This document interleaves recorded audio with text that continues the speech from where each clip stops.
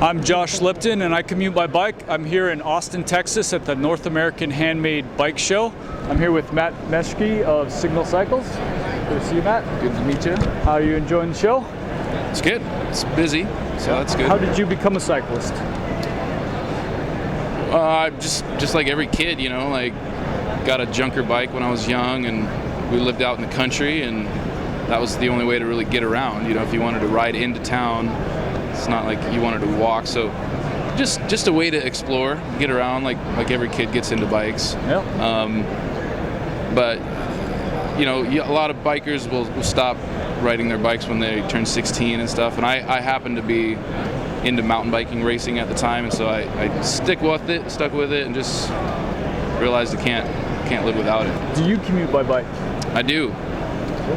We're from Portland, Oregon, so the city is very friendly to bikes, and the layout itself is very bike friendly. You can always get around by riding through some quiet neighborhood streets, you know, and you can do a lot to avoid traffic, and even some of the main roads are pretty bike friendly.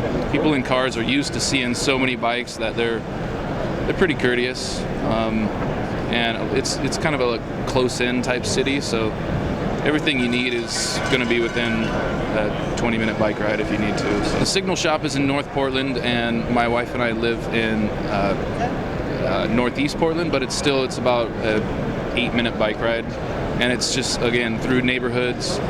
You could probably make it faster by going down Killingsworth, which is one really busy street. Right. But you know, you add a few minutes and you can go peace and quiet through the neighborhoods. Yeah. And running a small business like this is hard. Yep. And you talk to anyone here, they're not in it for the money. It's because they all love the bicycle and don't want to sit at a desk. Right. And so they're fine with just like being a craftsman and trying to get a small business going and stuff. So that's the drawback, but the benefit is that you're proud of your work, you know, and especially being at a show like this, you know, we're all in our shops just like laboring away, and it's good to like show what we do to everyone. And there's times when you're kind of like, I don't really want to do this anymore because, you know, I'm just in my shop doing this, building bikes for customers, but you kind of like want the world to see what you're doing, and so it's always nice to do that and get some recognition for that. But yeah, I mean, the drawback is that, you know, the money's not that great, and you're working in the shop and whatever, but that's also the benefit. You're working in your own shop, right? You know, you work your own hours, and you're building a product that you're very passionate about, you know. So, yeah. Would you choose 3 concepts to describe an ideal commuter bike?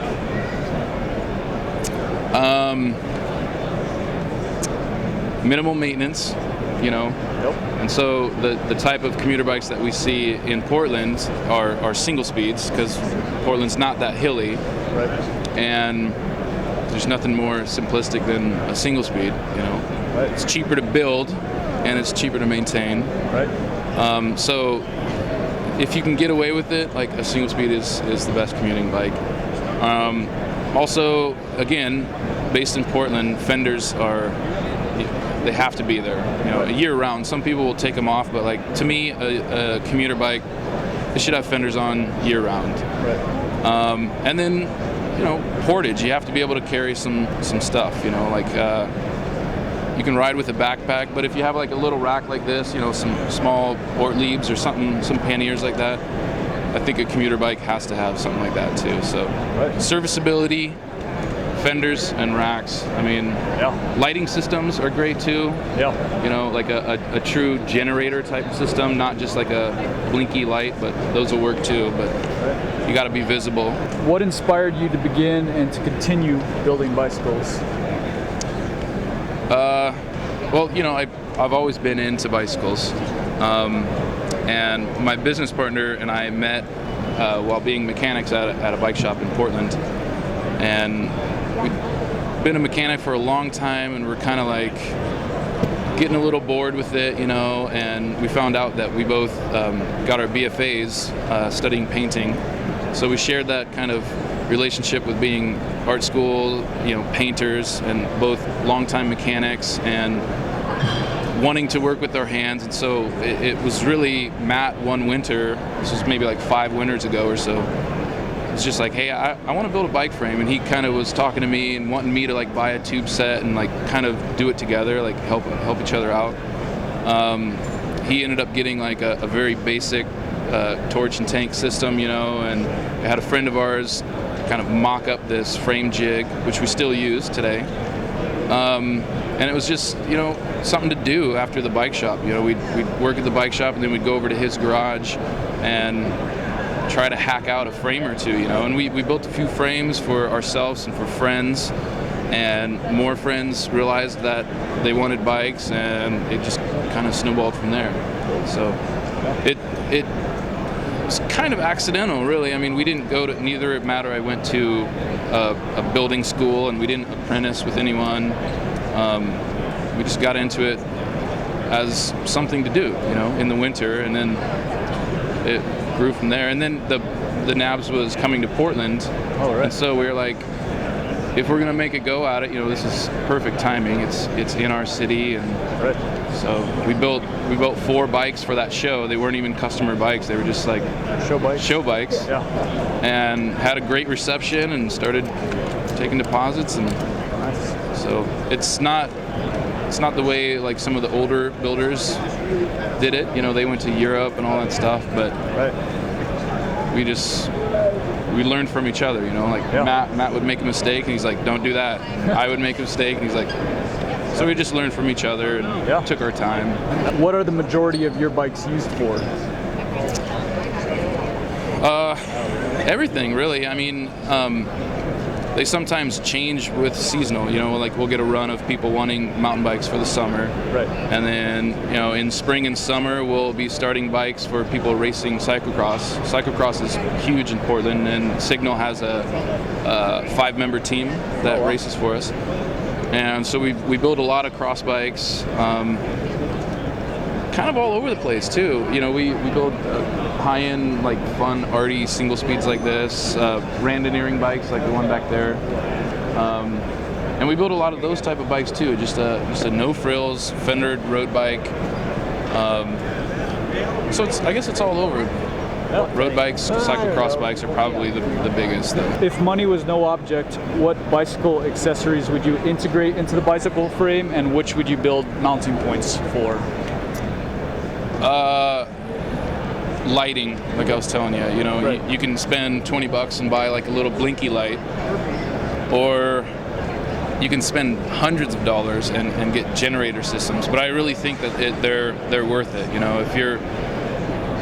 If you're riding a bike and not spending your money on a car and stuff like that, like I feel it's okay to just, if money's no option or you feel committed enough, spending money on good lights. Everyone who wants to get into biking but can't, they're afraid. They're like, I go to work, in the dark, and I come home from work in the dark, and like the little blinky lights, they're not bright enough, and so they drive their car. And so I think if people realize how effective like the new and expensive generator systems are out there, I mean, they don't even know, but it's like these things are like the lights that we use are Schmidt Edelux, and they're incredibly bright generator LED bulbs, but they cost a lot. So, but if money's no option, I always encourage our customers to consider lighting systems. Do you have any thoughts on commuting bike design trends that have been picked up by the big players in the cycling industry? Have I seen it? I mean, what are your thoughts on that? I think, again, it's great. I think a lot of the big companies come to these shows to borrow ideas, and you could be offended by that, but really, like I was saying earlier, it's just more bikes. It's not like some giant corporation that doesn't care about bikes coming in to like get their hands in the pockets and stuff. It's like it is a bike company, and like I have some designer friends at Trek, in the pavement line, and we have a really good communication with them, and they're incredibly passionate about what they do, and they love what we do, and there's definitely kind of this like like let's get in this together and let's make these bikes. And they ask us questions, and we're kind of like talking to them, and it doesn't matter. I mean, we're such small quantity, and they're doing millions of bikes, but it's the same thing. They're just like, let's just continue to talk about making a better commuting bike. The pavement guys, I don't know the other Trek guys, but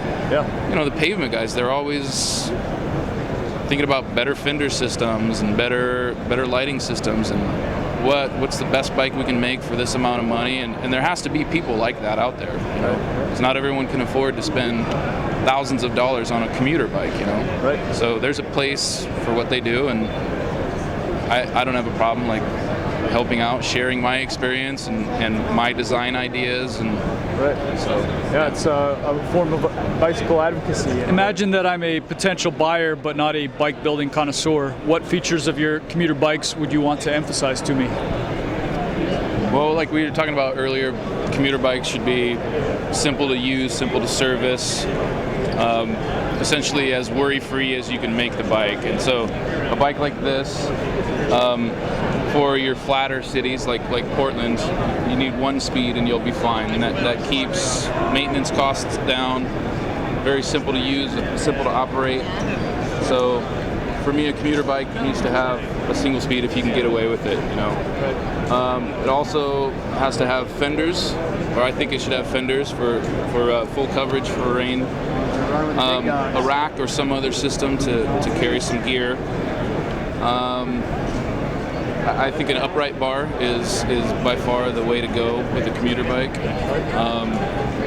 A bike like this rides really well with denim or your work pants or something, which I think most people are commuting. They're not getting all their skin suit on, to ride to work. So, and then also a lighting system. We talked about lighting systems. I think should be a requirement on all commuting bikes. And this has a really nice Schmidt generator system. A dynamo hub generates this LED light, and it's incredibly bright. So I think that's it. Great. Well, thanks so much, Nate, for showing us your great bikes. You're welcome. Thanks for stopping by. I'm Josh Lipton, and I commute by bike. I'm Nate Meschke from Signal Cycles, and I commute by bike.